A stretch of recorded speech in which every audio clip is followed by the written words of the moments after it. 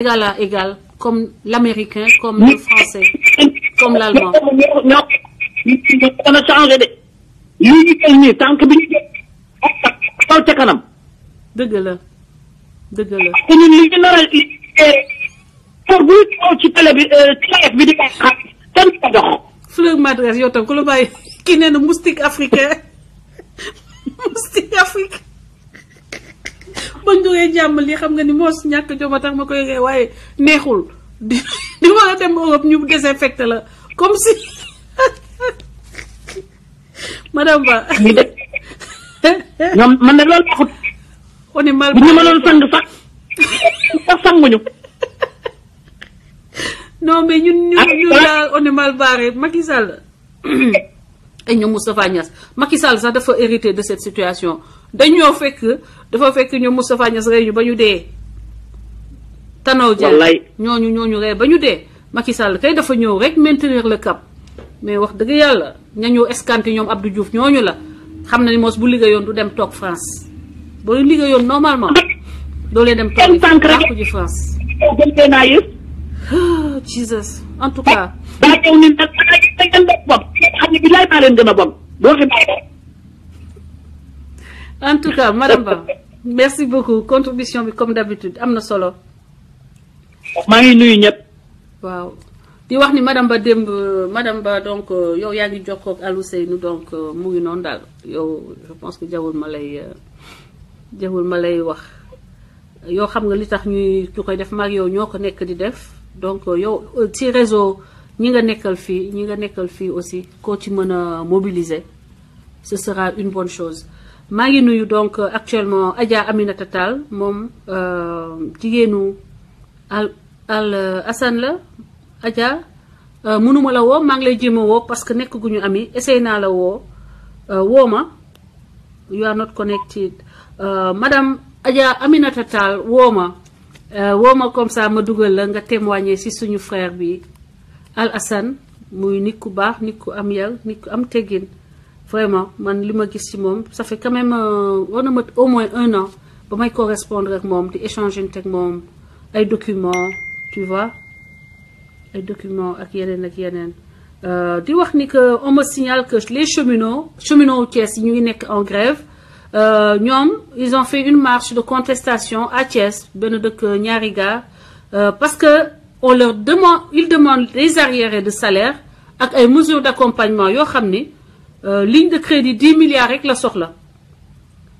cheminots yi léegi Macky Sall mu ngi préféré TER boo xam ni qui désenclave rien nothing qui you know qui désenclave rien qui sert pratiquement qu'à renflouer les caisses de l'État français ok so what we need li ñu gën a soxla mooy le train désenclavé Dakar faire de Dakar maa ngi koy wax chaque jour maa ngi hors sujet mais tey dañuy waxtaan rek hey Malika maa ngi lay nuyu Malika mu ngi doon woote sànq xaaral ma dellu ci liste bi xam naa je vais l'appeler pour dugal ko bu fekkee ni delluwul ci liggéeyam mbokk yi di wax ni que donc ñu ngi toog pour dajaleel y a un train je pense y a toujours quelques vieux trains di wax ni que xaalis boobu Macky Sall def ci TER bi bu ko defoon ci axe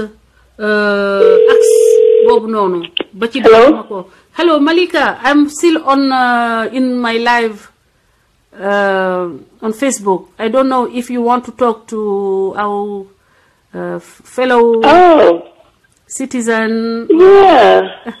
Assalamu alaikum everybody. Nanga def. Maaleykum salaam Malika na nga def. Nangi. yaa ngi ci jàmm. Njëriñ salaam. Alhamdulillah. Yeah, I was just calling you to say hey and just say, you know, I heard Asani on your show yesterday, and you know, I was just happy to hear him on there, and I talked to him today, and I was just calling to just say, you know, say hi and check on you and say what's up. Say summer guys. Yeah, how's everything? Everything is fine. We're trying to help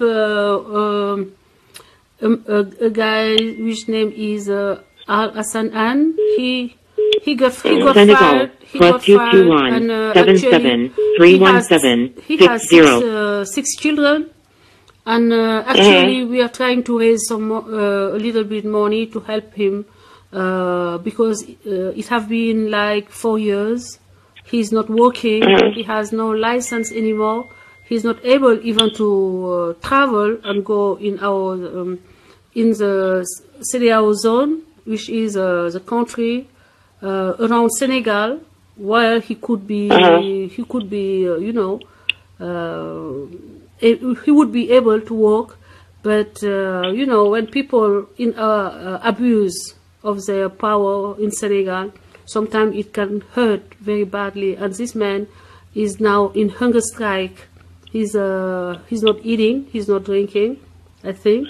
Yeah, it's very bad, and we're trying to make people aware of what's going on and try to raise some money to support him, to support his family, to support his wife. And yeah, that's what I'm doing now. I did it yesterday. Asani came in the show and made clear a lot of things that were going on. Yeah, and yeah, I'm very grateful. I know. We talked about it. Yeah, I'm very grateful because you guys, I'm not calling you Malika all the time to make a kind of kind of traffic, of influence. I'm not even trying, because I respect you.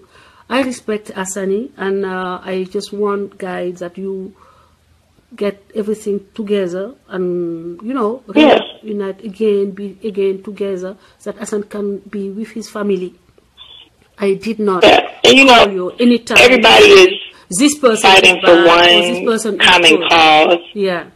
And when it's a lot of people, like we was talking the other day, involved, everybody is not going to always see the same or think exactly the same, but at the end of the day, it's one common cause, like with the guy you want to support. So we just got to make sure we stay with our eye on the main goal. Exactly. And not get caught up in sidetracked on things that don't even matter. Exactly. And so that's why, every time you and I speak, I always say, for me in life, anybody that I'm not dealing with no more, they got to show me that themselves. I'm never going to let 2 or 3 people give me their opinion, and then I'm going to roll with that. So, thank you. I appreciate everything that you've been doing. And, me and Asani, we talked about it. And, you are my sister. Yeah, the fight and the struggle continues. I would do it again if I had to, because I'm just like that. I cannot see somebody, and see that I can't do something and say, okay, that's not my business. I'm not that kind of person. And you know exactly that there were not even once money involved between us. I was not looking for money. You guys were not looking for money, but people keep saying, talking, blah, blah, blah, blah. You don't know even from where they take all this kind of stupid and weird informations. But they keep putting it. Actually, at one point, I say, okay, I have enough of all this. I just sit on the side and see and watch what's going on. And sometimes you got to do that. Sometimes you just got to take a step back and evaluate everything before making a judgment. And and being raised as a Muslim, my parents always taught me to think 5 times before you speak. If everybody did that, we would probably make better decisions in life. And I don't do it every single time, but I try to think things out before I make a decision or decide what to do. And then you can analyze what needs to happen more accurately. And so, I think that's what needed to happen. And at the end of the day, it's so much work that needs to be done. And if people are willing to do the work and help out with that, then that's really all we need to be worried about, besides gossip. And I have never collected money. And also never collected money. Or any kind, you know that. But, it's like that. You will learn to live. But it comes along with the job that you and Asani are doing. When you take a leadership role that's what happens. Rumors get started. People say stuff they don't know what they're talking about. Even I read things that's going on online in my name, and I'm laughing at it because it's just not true. Like they don't know what they're talking about. I know. Anyway, I'm very But happy. you gotta just brush it off and move along. Brush it off and move along. Yes, sister. But send me the link, or if the link is on your page, I will definitely make a donation today to help out the brother. Oh, that that's you guys, so nice. you know, That's and so nice. we'll pray for him. I will talk to you after the program, okay? But I think at this point, I would prefer you, Guy, to keep the thing straight. You know, we need to keep pushing, helping you. You cannot now, because Hassan is actually in Senegal. You have things you have to fix. So I would prefer that we do it without you guys, because we should be organizing something to keep supporting Hassani, not to ask you for a contribution. Okay, it's very nice for you. Okay, I can make a small contribution, because so many people helped him out when he needed it. I don't mind, because you know what, it'll come back, inshallah. That's true. That's the way it works. That's law of karma. Even if it's a small, it's better than nothing. Okay, sister. So I can do a little something. That's how you keep your blessings. I'm so proud of you. I'm so proud. I'm so happy that Hassani have you, because you are such a wonderful lady. And thank you. Yeah, and stay blessed. That's my warrior. That's the warrior. Yeah, he's a warrior. And let's keep let's keep it up. We keep trying. We keep trying. That's all what we need to do. And the rest, God will bless our action, our, you know, whatever we try. If you try hard, God will bless what you're doing. And one day will be. And that's what I'm doing right now, guys. I'm writing some music. That's what I'm doing right now. I'm writing music. And all of my music that I'm writing right now, I'm writing it with Senegal in mind. Oh my God. So God. I just want y'all to know that. That's what I'm doing right now. My off day, I'm just trying to relax and burning my incense, and I'm getting it going. Hey! Thank you, en tout cas. Vraiment, Malika, la femme de Hassan. Malika, we are very happy to hear some from you. And I will call you in the afternoon. Okay, sister. I'll talk to you guys later. Love you, sister. Take care. All right. Jërëjëf. Thank you. Kooku di Malika, jigéen ju baax. Jigéen ju baax, mashallah, mashallah. Mu ñuy wax pour que ma wax ko link bi mun a jàppale Al Hassan. Vraiment, vu situation bi ñu dund ñoom, mu xalaat fàtte boppam, fàtte Hassan, fàtte famille am pour xalaat keneen. C'est un acte boo xam ni war nañ ko magnifier. Man, je suis émue. Je suis très émue parce que j'aime bien. C'est des gens qui me donnent des leçons de vie, des gens qui me poussent à m'améliorer, des gens qui me poussent à vouloir toujours donner le meilleur de moi. Ñu mel ni Malika, ñu mel ni donc Rosalie, ma sœur bi may woo léegi mu nekk jigéen ju am jom. Voilà, c'est Malika, respect. Mes respects, Malika. Malika, tu es une grande dame. Wow. Mes respects. I am, you know. Wow, je suis émue, hein. Je suis émue. Malika, que Dieu te bénisse. God bless you. Am na yu baax. Àddina bi am na ñu baax. Et je préfère ma jiital di xool ñooñu ñu baax ñi plus que di xool ñi nga xam ne bu ñu xëyee suba ba jant soo bu nit ñi di wut di liggéey lu baax ñoom ñu ngi wut luy tilimal nit wala luy yàqal nit wala luy di fenal nit ñi rek di dajale. Moo tax da ngay gis nit dajale xaalis bu mel noonu boo ko jëlee nga liggéey ba bëgg a dee nga liggéey ba bëgg a dee xaalis boobu lakk ko, c'est-à-dire que da nga koy jëndee oto ba tàkk. te damay wax man képp ku ma laal da nga koy gis. xaalis bi da nga koy jëndee oto ba doo xam lu koy yàq mu yàqu nga tabax ci kër da ngay xëy ndiraan ñëw toj kër ga lu bon doo koy def munoo ci am xaalis mu barkeel. Sister Rosalie maa ngi lay woo, Sister Amina maa ngi lay woo, sa réseau bi baaxul, déplacé wul. bàyyi leen doomu jàmbur di dund ci doomu réseaux sociaux yi di créer ay ci limal doomu aadama ngeen yaakaar ni xaalis boobu dina lew.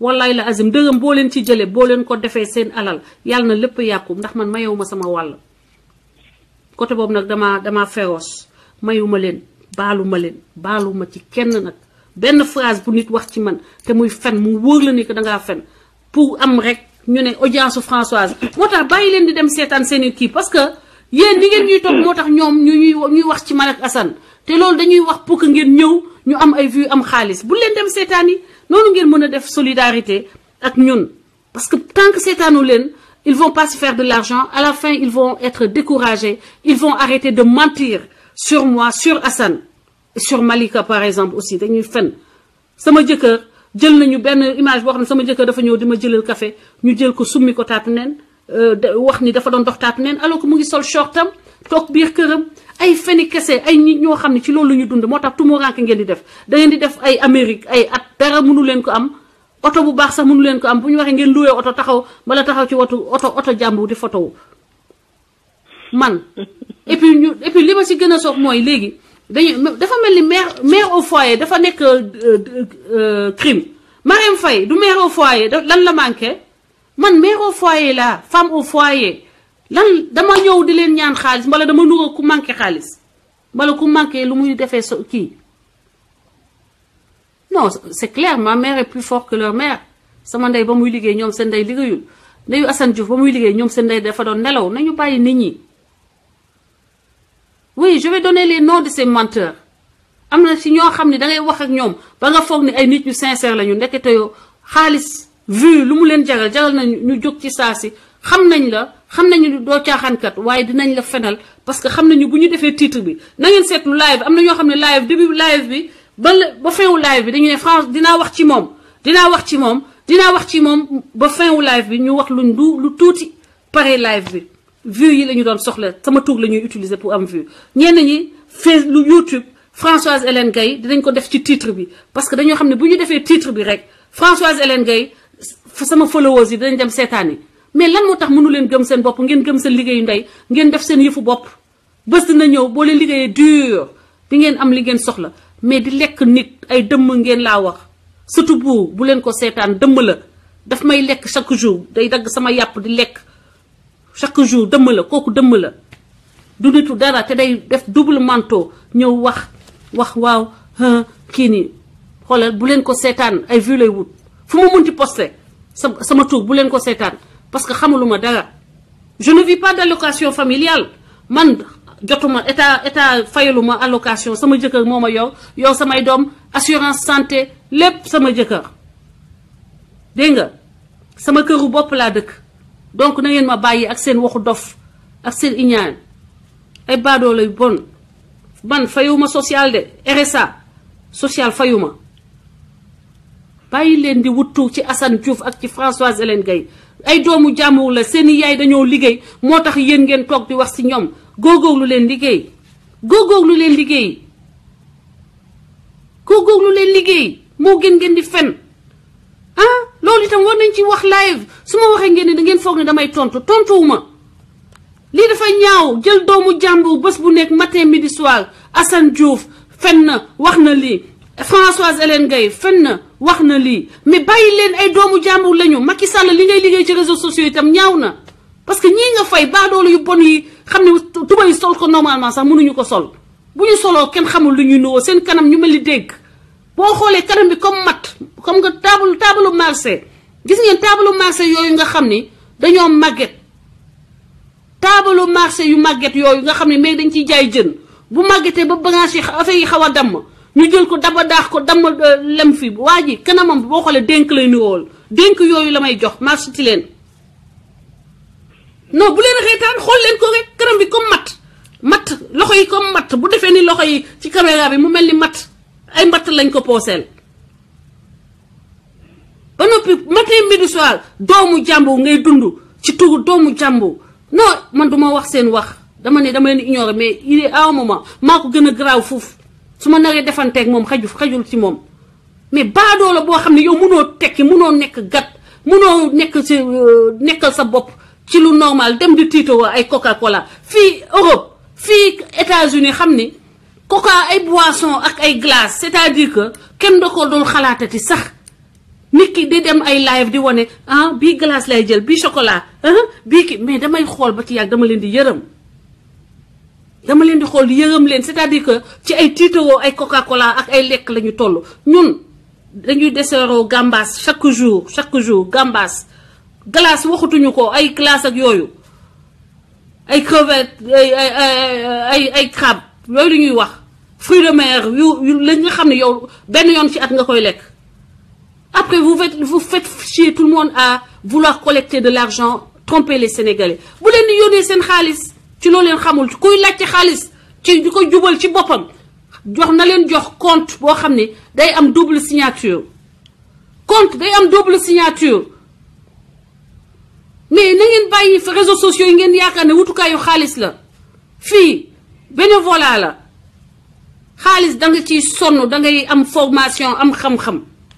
waaye ñu dugal la ci benn agence nga nekk monteur di dajale ay pièces ordinateur pièces yu ndaw yooyu nga xam ne tubaab yi mun duñ ko kii ñu jox la ngay monter ay pièces ordinateur boo génnee ne man damay dugg sa ordinateur koo wax nga ne dafay dugg sa ordinateur les vrais benn hacker au monde du wone kanamam di wone ni mën naa lii parce que c'est un délit menace ya muy def sax c'est un délit bu doon vrai technicien la loolu da koy xam pour te dire boo leen dégloo nit ñi rek boo jàngee tuuti am tuuti culture générale nga xam ne day fen xoolal doo gis benn informaticien qualifié ingénieur informaticien sax amul jotu toog di live wallaay la azim maa leen wax loolu man mère au foyer la mais bu ma reprendre sama liggéey doo leen ma fi seen mbala week-end benn par benn waaye ingénieur qualifié foog nga ne am na temps wu pause boo xam ne day toog di live ingénieur qualifié laa leen wax te mu war a créer ay logiciel war a xalaat ay système war a fixer ay système war a fixer ay créer ay affaire yu bees yooyu dañoo nekk dans le domaine de la création moom xamul sax métier bi muy wax ni moom la ñuy wax mu naan leen yónnee leen ma xaalis damay jënd radiothérapie nga foog ni golo bu jóg jënd ko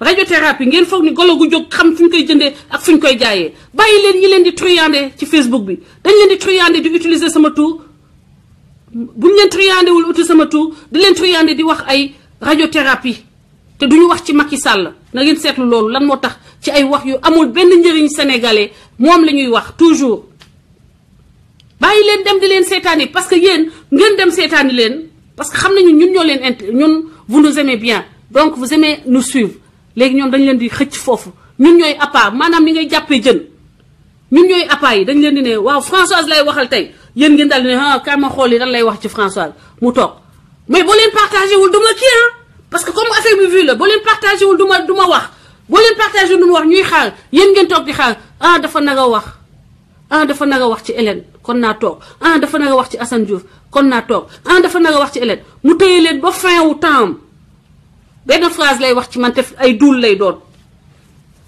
loolu ngeen war a bañ bu leen dem seeti kenn koo xam ne dañ may utiliser comme appart parce que man su ma setul woon du ma fi toog presque 10 ans génne mënuñu génne dara si man parce que je suis une femme normale une sénégalaise normale bon teint ña ma xam comme kii may dugal ni sama sœur Amina Rose Tavares mën na wax dara ci man waaye ñoo xam ne maag ñoom bokkuñu sax waxuma la cours école bay bokk classe bokkuñu sax école parce que mënuñu fréquenter même école yi. WhatsApp audio. ñooñu buñ leen di woo ngeen di dem di leen déglu di leen may tuuti ñuy faj seen ego parce que problème mu ego la ñu am ci man la ñuy fajoo mais dëmm la dama la ne dëmm la waa jooju ay dëmm la ñu. sister Amina une digression. allo sister ça va. maa ngi nii rek sonn ci Sénégal ba mel ni ku ñu liggéey mel ni ku ñu nattu. j'imagine mais nag yàlla baax na yal na la yàlla fay liggéey bi ngay def pour Sénégal. amiin sister maa ngi démb am na lu ma wax ba jël la à témoin. Par honnêteté intellectuelle il faut que me préciser ko. ba may former ay enseignantes au primaire c'était pas tous les au cours Sainte-Marie de Anne du enseignantes yëpp laa doon former c'était les enseignantes du primaire yenn classe primaire ba kii CP niveau CP dama leen doon jàngal lu ñu defee psychomotricité donc dama doon def benn séance ñoom ma bàyyi leen préparation bi séance ba ca topp ñoom ñu reproduire ko donc sama contrat ñaari aspect yooyu la am démb ci guddi tout est des ma bind moo pour rectifier ko parce que dama rendre compte que su ma waxee dama doon former enseignants yi nit mun na xalaat ni que damay former enseignants yépp alors que moi je formais une partie des enseignantes du primaire en psychomotricité ma bëggoon loolu tey je me rappelle très bien la au cours sama xarit la sama collègue la woon en 95 ba 97 j'ai servi au cours Sainte-Marie dans ce rôle-là moo tax may wax ni que kilifa jiite du fii laa koy wutee soxlawuma ko dëgg la tout à fait di la remercier nag dégg naa ni kii bi ñuy def yow jot nga yónnee suñu frère bi dara moom yónnee na remerciement yooyu ma lay remercier bu baax di lay jox la parole pour que nga témoigner ci licenciement abusif parce que xam naa ni am nga ci expérience aussi dëgg la li ma doon wax rek d'abord di la remercier parce que tamit élan de solidarité bii nga lancé ñun sénégalais yu baax yi daal laay wax kon lii la ñu xam gis nit ci tolof nga jàppale ko ci sutura te yàlla rek tax comprendre xam nga man démb woowu ma la sax mënoon naa la woo ne la maa ngi def mais je ne l'ai même pas fait parce que pour man c'est pas important dëgg la li important mooy kii nii góor la te góor kenn du ko toroxal ton cas c'est vrai que c'est pas un cas isolé il y a d'autres qui vivent la même chose au Sénégal amuñu fuñ koy jooyee amuñu fuñ koy waxee te yaakaar naa ne ku toog naan jullit nga wala catholique nga ngay doomu aadama di seetaan sa nawle muy torox di tumranke rawatina un père de famille am ay doom am jabaram ñooñu di ay nawle parce que doom nawle la ñii say nawle nga toog war leen daggal buumu gàcc munoo ko loolu amul lu ko gën a metti dëgg la nga naan nag jullit nga wala nga ne catholique nga toog di seetaan man tey je préfère dem ci discrétion xool koo xam ne leer la man kii mu ngi ci difficulté dugg ndànk moo xam guddi moo xam fajar jox ko li ma koy jox je préfère ça à donner ça à un mendiant dans la rue koo xam ne mun na yelwaan mais kii gor bi toog kër mun ta tàllal loxoom kenn kooku moo gën a jara dimbale ci sama gisu bopp donc pour revenir à au licenciement abusif dañu war a dañu toll ci jamono joo xam ne Sénégal muy Afrique dimbalante rek moo ñu ci mun a génne il faut que nit ñi rafetal xol yi mun a jàppalante Sénégal on a des intellectuels macha allah secteur bu nekk mais xol yi ñoo rafetul moo tax duñu dem dëgg la suñu avancement moom dina yéex parce que xol yee rafetul nit ñi dañuy def nii rek ci kaw mais au fond yéenantewuñu jàmm te nit ki tant que yéenewoo jàmm sa morom yow doo mës a am jàmm dëgg la looloo ñu tardel gis nga keroog bi ñuy def live bi sur les erreurs médicales ma ne du question ne dañuy ŋàññi kenn wala dañuy xas benn médecin ndax ñoom ñëpp corps médical bi muy yow muy man muy keneen am nga ci mbokk am nga ci xarit am nga ci ay xamel mais dañu toll moment boo xam ne ñun ñëpp on doit se donner la main bu fekkee ne bëgg nañ di changer suñu réew muy médecin bi muy enseignant muy mécanicien bi foo nekk secteur bu nga mënta nekk boo ko gisee ay irrégularité dénoncer ko ñu xeex ko mu jeex parce que médecin bi dëgg la am na ñu ngi def ay erreurs médicales ndax man je l'ai vécu dans ma chair donc du loo xam ne dama koy inventé mais tamit ñoom ñu ngi liggéey ci ay conditions yoo xam ne du ay conditions yu baax yu mun a tax ñu développer lu ñu jàng peut-être mais yooyu yëpp il faut qu'on le dénonce ensemble ñu mun ko faj mu jeex ñu mun a dem kanam man daal affaire bi daf ma naqari parce que man mënuma gis tey jii man je me dis que jigéen mun nga nekk ci situation te yàlla dimbale la boole la ak jëkkër ju la sagal jëkkër ju la suturaal mais góor bu tollee ci yenn situation surtout ngay gor amoo fenn foo tàllale loolu dafa metti dëgg la dafa metti ndax góor moom mooy yor jigéen yorul jigéen yàlla da lay suturaal boole la ku la yor xëy na sax même booy liggéey c'est un plus nga jàppale ko ndax jamono ji dafa metti mais góor un homme bu sa njaboot doon am milliard sax yow la war nga yor ko ak say njaboot nga mun a jël un père de famille comme ça ndax yow sa humeur bopp rek pour sa ego teg ko ci condition yii tu n'en as rien à cirer état bi toog di seetaan yu mel noonu. mais rafetul dafa ñaaw il faut qu'on revienne sur terre xam ne àddina bi dara jaru fi yéen yi dafa jeex ba pare nañ rafetal rek. nañ rafetal te jàppalante te yàlla rek tax. est-ce que nit ñi gëm nañu yàlla laay laaj ci man actuellement est-ce que nit ñi gëm nañu yàlla. bu fekkee bés dina jot gëm Sénégal de mun naa la ci wax leen gëm lu yàlla bi moo fa ëpp gëm yàlla gu dëggu loolu moom man je le dis haut et fort parce que yenn yi munoo gëm yàlla ba pare ne yaa ngi koy def munul nekk munut a ànd. mais man je me dis que ñàkk classe de weesuwul góor ku la romb nga bëgg ko ci ñàkk classe la bokk comme ci jigéen aussi nit da ngay am classe am loo gëm.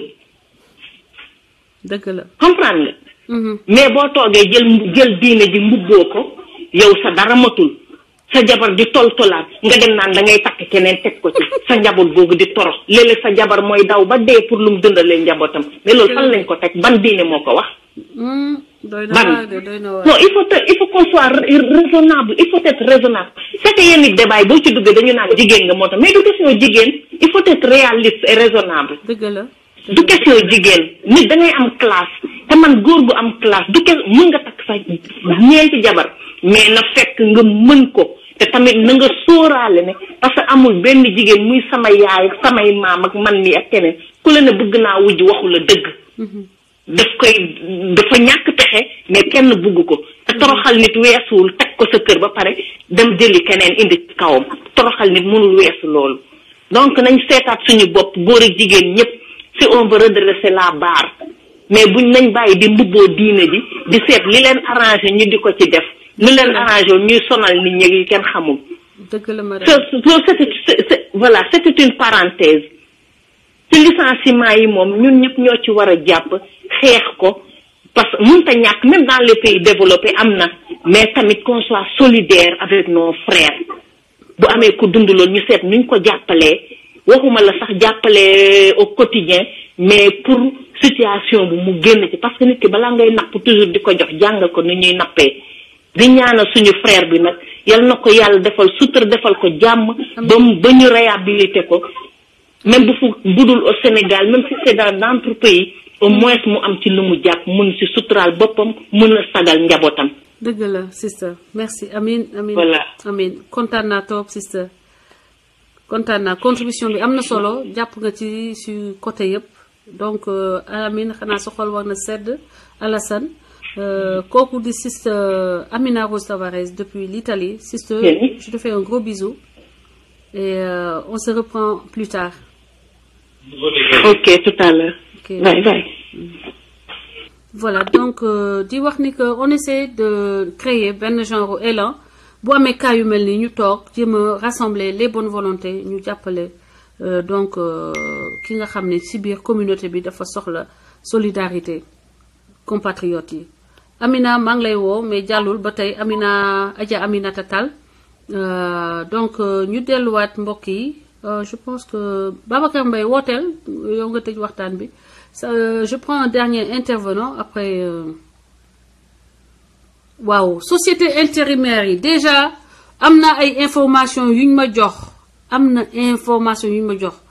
ci la société de Youssou Ndour la Birima le truc de Birima là ça c'est une catastrophe c'est une arnaque je suis désolée man j'aime pas attaquer les gens frontalement mais am na information yu ma jot dinaa xool nan lay def maa ngi def appel à témoin pour ñi nga xam ni fekke nañu dund nañu loolu ñu jox leen prêt ci affaire boobu parce que conditions yi ñuy accompagner prêt bi moo jaarul yoon donc finalement xaalis ba ñuy jël bañ lay lebal ñoom ñoo koy jëlaat ba mu jeex tàkk yow nga desee leen bor nag ngay xeex ak bor boobu parce que ba nga ruiné donc y a beaucoup de choses comme ça man am na yu ma ci xam dinañ ci continuer def enquête ba mu gën a leer parce que bëgguma wax lenn loo xam ni dafay gaañ doomu aadama et donc damay préférer toujours balaa ma aborder thème bi ma continuer approfondir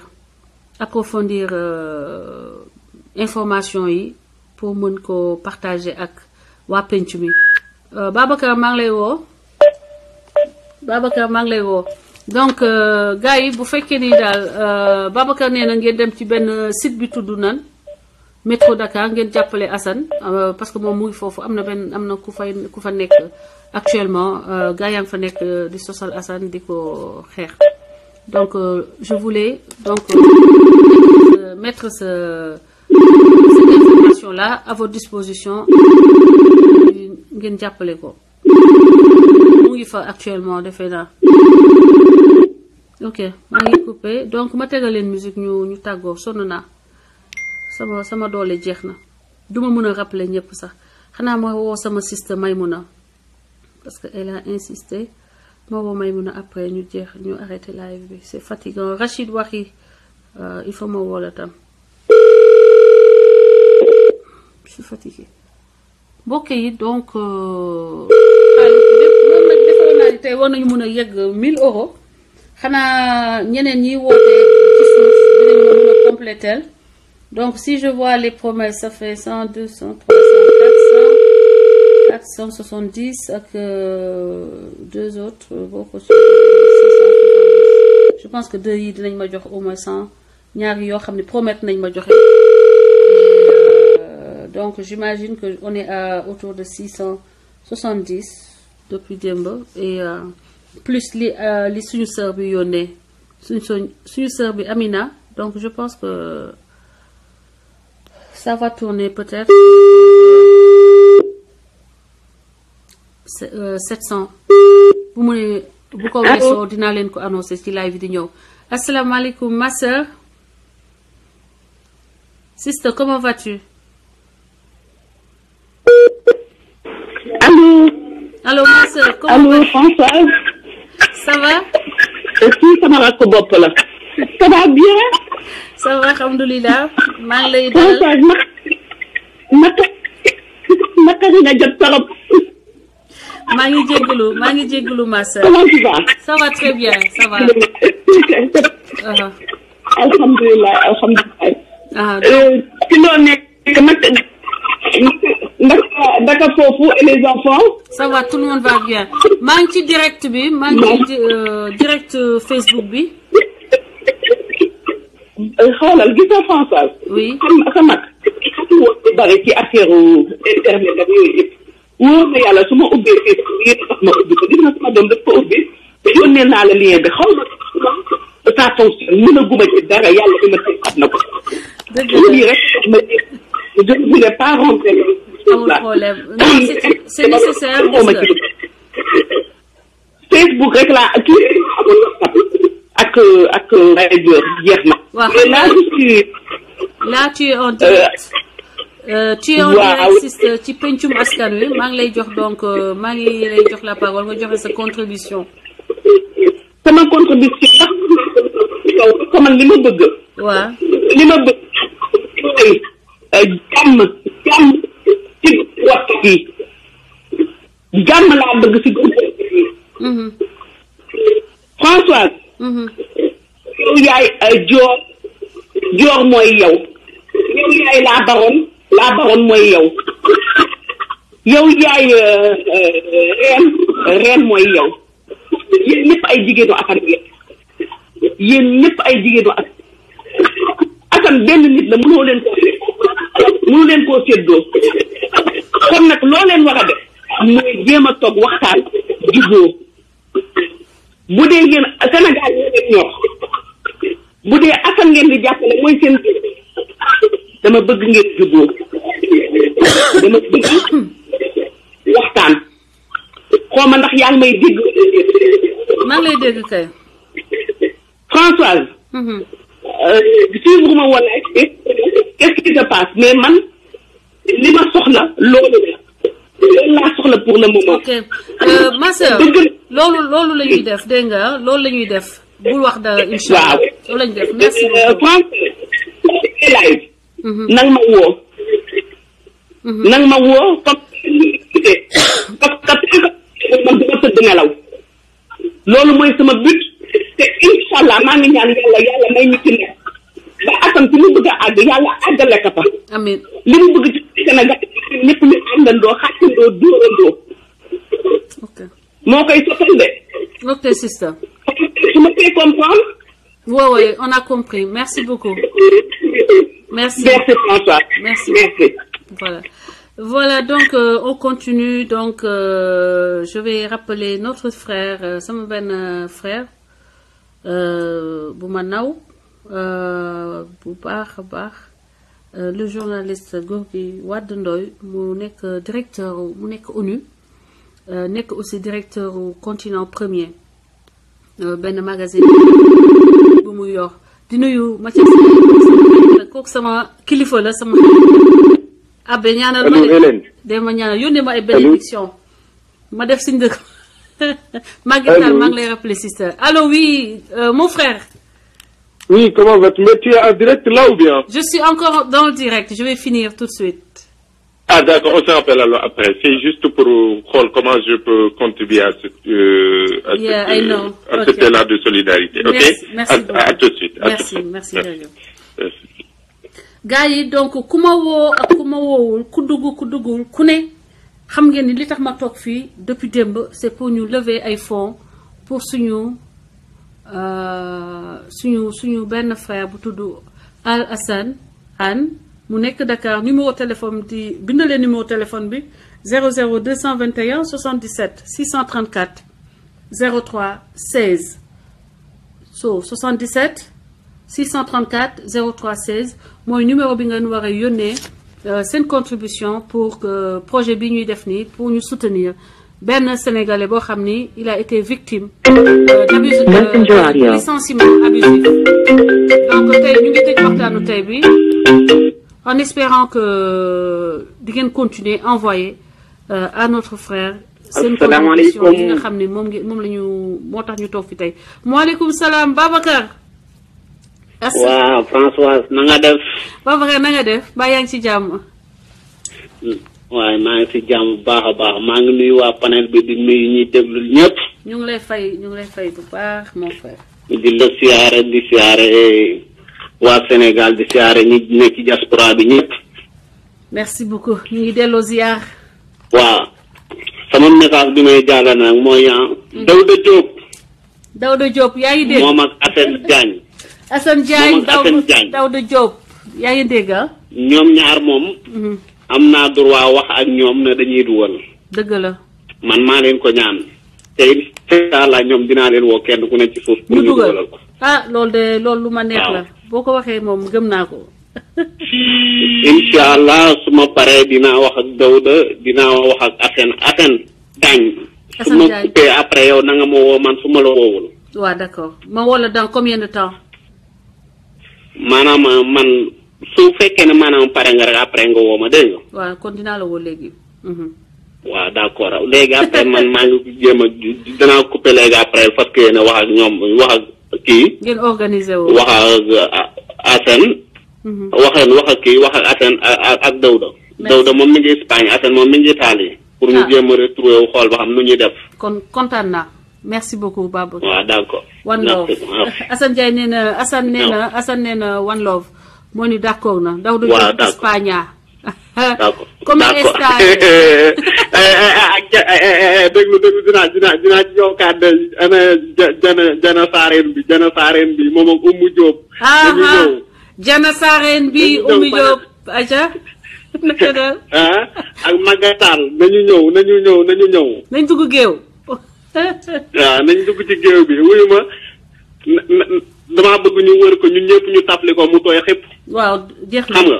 bàyyi naa ko sa loxo incha allah bàyyi naa ko sa loxo. waaw d'accord. merci après xaaral man maa ngi coupé léegi maa ngi wax ak Daouda après Assane moom dina ma woo après dinaa wax ak moom dégg nga. waaw yow bu paree ma woo la dégg nga. ok ciao waaw d'accord merci. merci Babacar merci. voilà donc pare naa fi mu toll nii nag ndig baa ngi métti xam nga rek mag xam nga toog yenn toog yi yàgg yi te surtout ku xam ne sport la mooy métier mbiru sport mbiru tàngat yaram dama mënuma toog daf may day métti ci man nag saa yu ma toogee xam leen ni que ñàkk pexe la.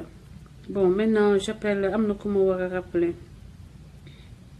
je pense que j'ai fait tous les appels. woon naa Rachid am na benn femme bu nekk fii Amérique xaaral ma woo ko ñu pare.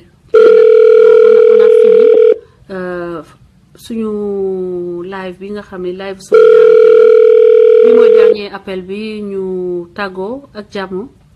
On se demande très bientôt. Oumy Diop, ouais, d'accord. D'accord. À tout moment, je suis à votre disposition. Ok, l'assiste a dû bouger. Donc, chers amis, on va finir en musique. Ma tegal leen benn morceau boo xam ni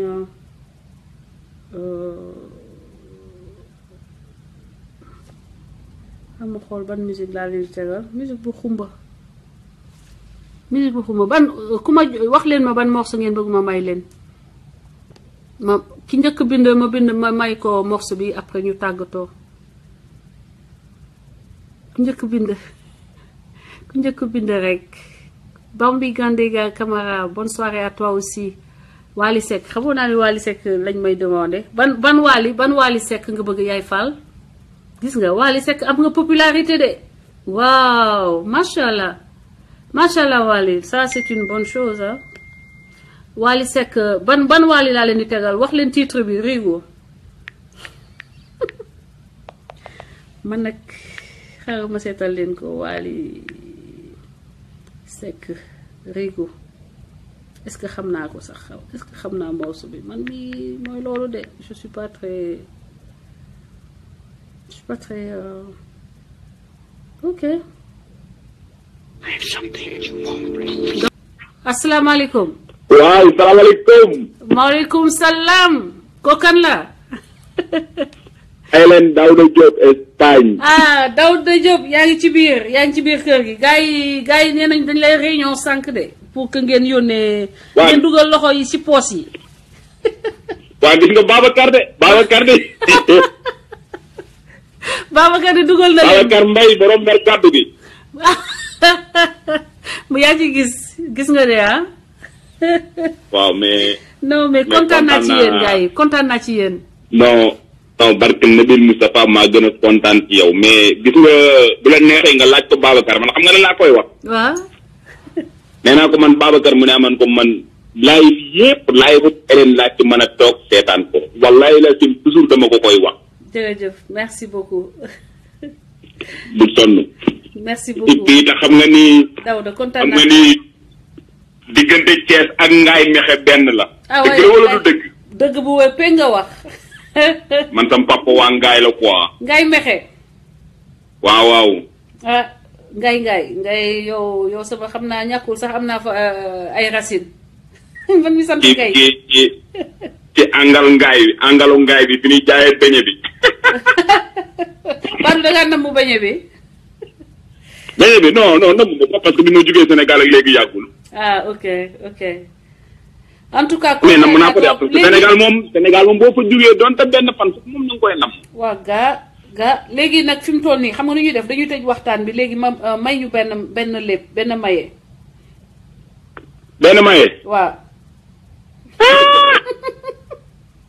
ma xool fu may jaar waay benn maye ñu tëj waxtaan bi. benn maye. waaw fu ma ko maye bu ma war a jël waay. ndax ma bett de waaye day maye de. am nga say kii. xamoon naa si dara daal di ñëwee ma ko xaw a fàtte. waaw d'accord beneen yoon dinañu def beneen live après boo duggee. jeex na mais gis nga loolu Babacar wax sas na ko man insha allahu rabbi. man lépp lu ma ci man dinaa ko def ndem soom na yàlla quoi parce que. dañuy def te yàlla tax. incha allah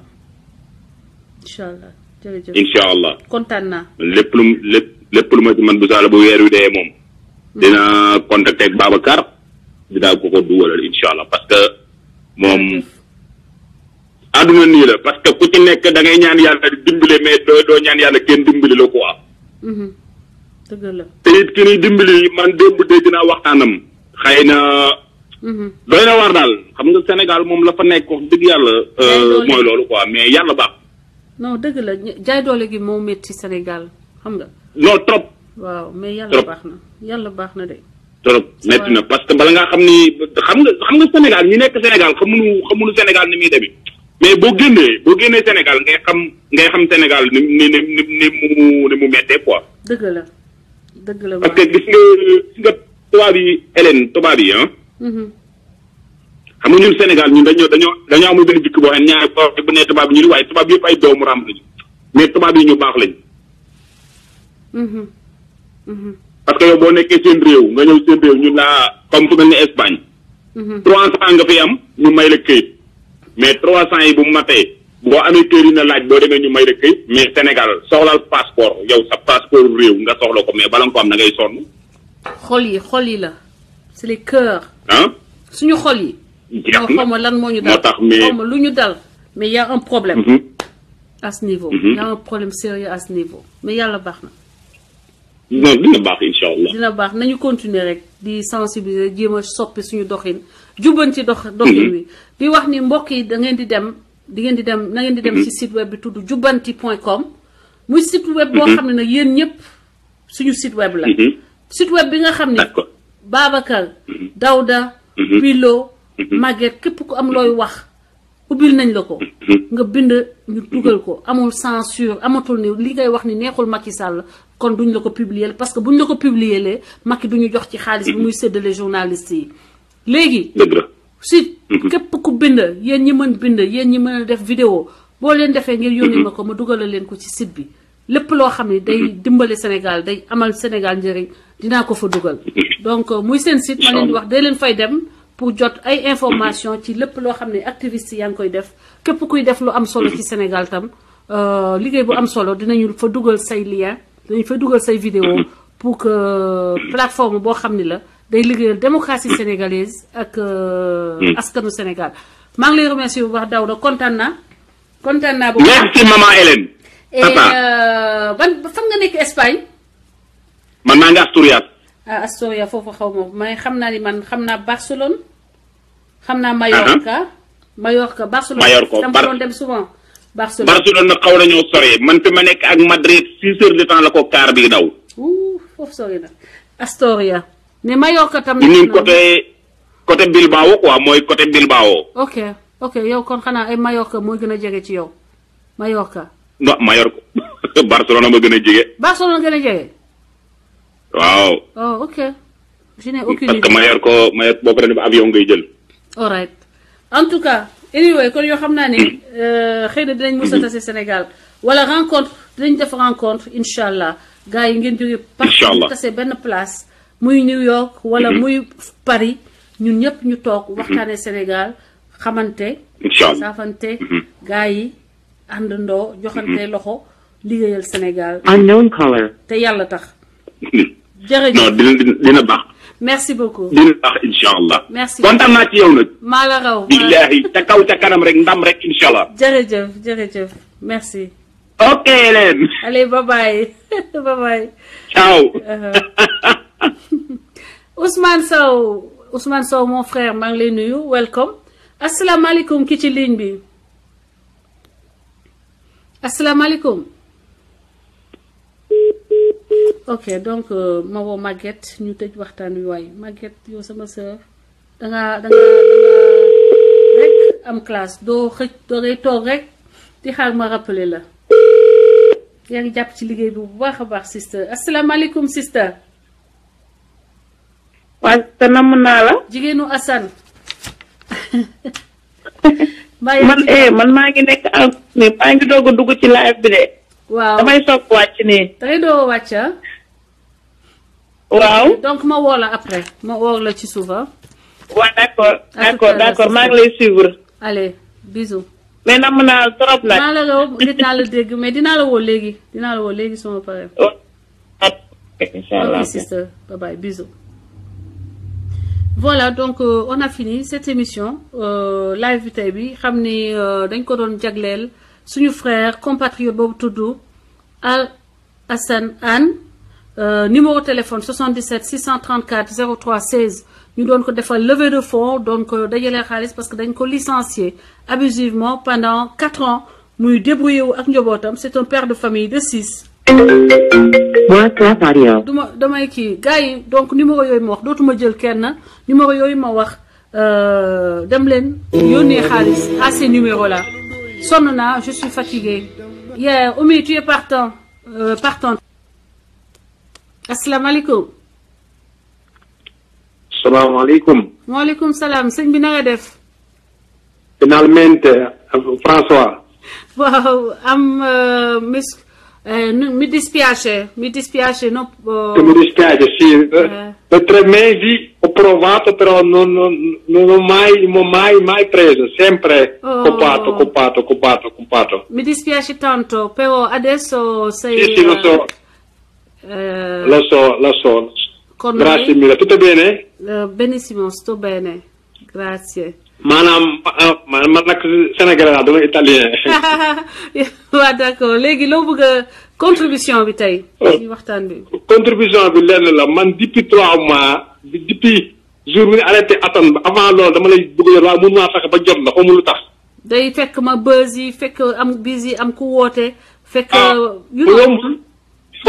yombul xam nga ñëpp soxla moom doo yomb ku ñu jot la. maa ngi jégalu bu baax a baax gënalu ma nag. waxtu ñoo ko bokk soxna si. di kontaan ci yow. merci beaucoup. merci vraiment di ñaan yàlla saa borom bi sàmm la ba li ngay bëgg saa borom àggale ko. amiin waay. ñun ñëpp maanaam nag man tey thème bi lan la ci Assane la wala. thème bi damay dajalee xaalis dañu dajalee xaalis pour benn waay bu nekk situation bu xaw a doy waar Sénégal. dañ ko dàkk te dañ ko tooñ moom ak njabootam 4 ans ngi nii mu yéeg di wàcc di wut ndimbal ci état bi ñu téye ko kenn jàppalewu ko ba fi mu ne ni licence am périmé na maanaam mënutul liggéey même bu bëggoon génn Sénégal fi mu ne sax du mun liggéey parce que périmé na léegi ñu koy jéem a dajaleel xaalis pour jàppale ko moom ak njabootam ak soxnaam. incha allah léegi man bu subaa soo Serigne Touba dinaa la woo. d'accord. xool lu ma ci participer incha allah. d'accord tur bi naka la. Sall Abdoulahat. Abdoulahat d'accord kon maa ngi enregistré sa numéro comme ça. dinaa mën a quand même. bàyyi xel ci. call bi. man na maa wax tuuti ci Assane wala. waaw lu la neex wax. ok soxna si dafa am lu ma bëgg a expliquer mooy sénégalais yi. xam nga fii Italie. dafa amoon benn nit boo xam ne comme Assane Diouf la moo la fële woon. ñaan ko Beppe Grillo. si Beppe Grillo xam naa ko. xam nga comme mouvement la yor waaye mouvement bi nekk nii comme parti parce que daanaka commune yi ëpp Italie yëpp moom moo ko yor.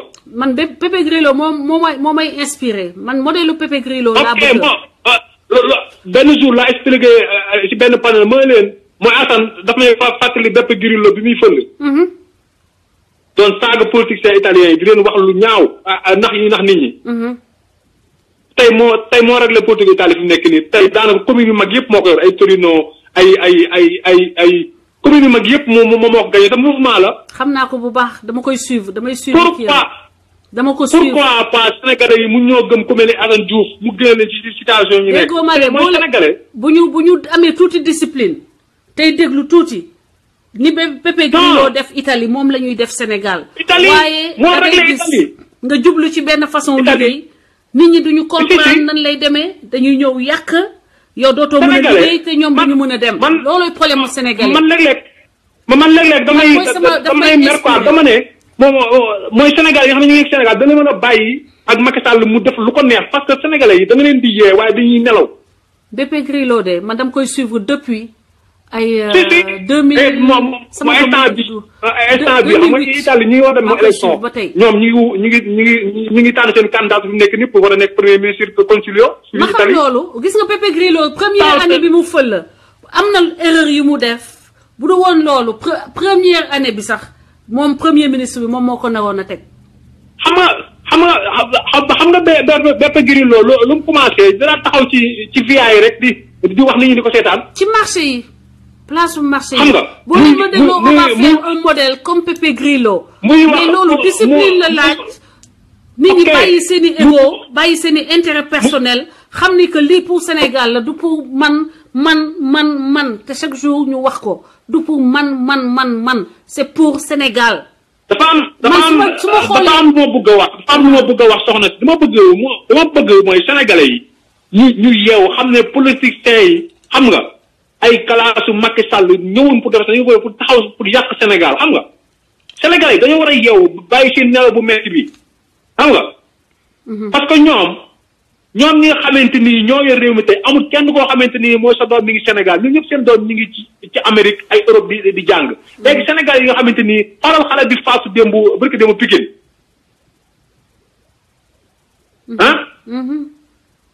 Sénégal da ngay feebar boo amul xaalis da ngay faatu pourquoi pas loolu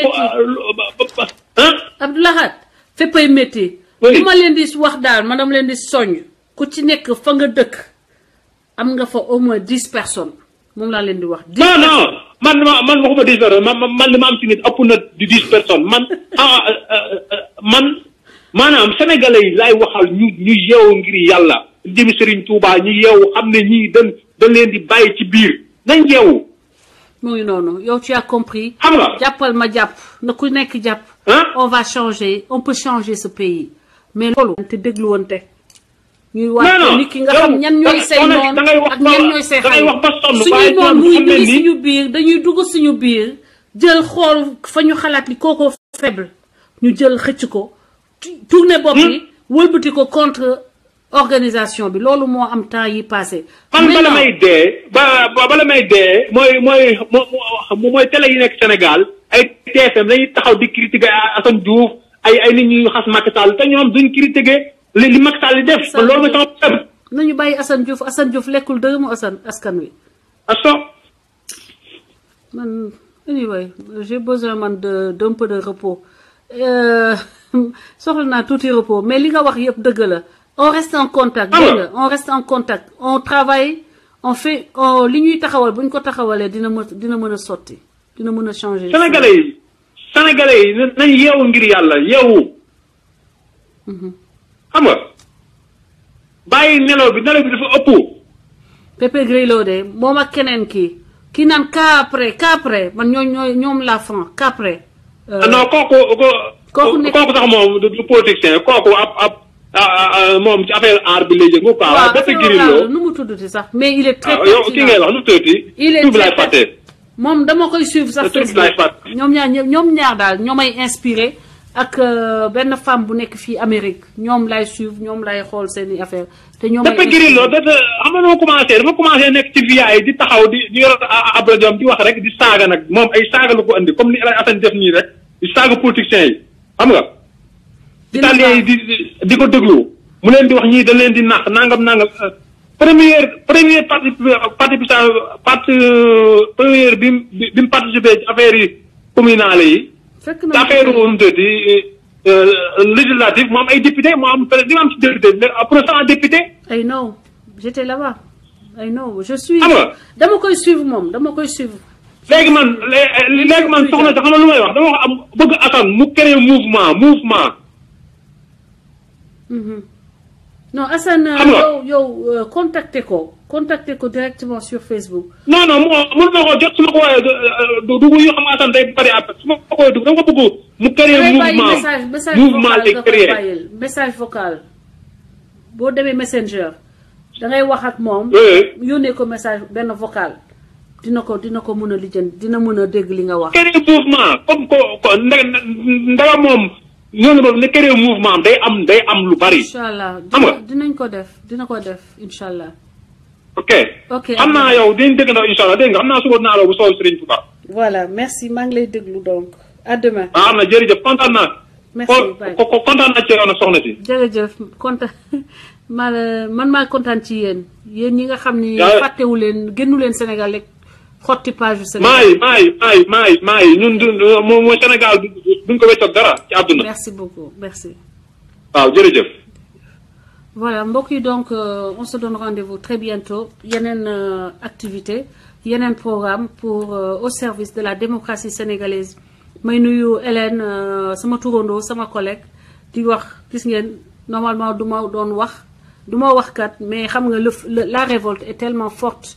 les injustices yi ma gis yi ma dund dafa bëri ba ma mujjee nekk koo xam ne dama yaakaar ne même si je suis loin du Sénégal même si je n'aspire pas forcément à être nommé quand même que je puisse apporter ma contribution pour que les gouvernants ñu gën a jël en compte les besoins du peuple ñu gën a xam fàttaliku lan moo tax ñu fal leen muy amélioration des conditions de vie des Sénégalais mbokk yi donc su ma tegee musique day am yeneen appel te dama sonn donc je vous souhaite une excellente soirée à tous et à très bientôt Ousmane Sow my brother I love you too take care dinaa la woo léegi ci kanam allez je vous embrasse je vous souhaite la paix et beaucoup de bénédictions à tous que yàlla defal ñi nga xam ne dañoo am lu ñu bëgg te amuñu ko yàlla faciliter leen ko bu ko defee xol yi yëpp leer xol yi nit ñi mën a yaakaar mën a toog jàppale seeni compatriotes te ñu bañ a xalaat ni ku toog di jàppale seen compatriotes rek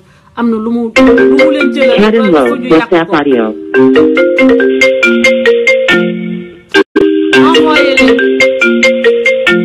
envoyé leen du ma mën a continuer kii bi envoyé leen xaalis bi Al Hassan Hann Hassan bi da ngeen koy bind ak H Hassan bi dafay am H am E à la fin Hann bi c'est HANE donc numéro de téléphone 77 634 03 16 excellente soirée à tous merci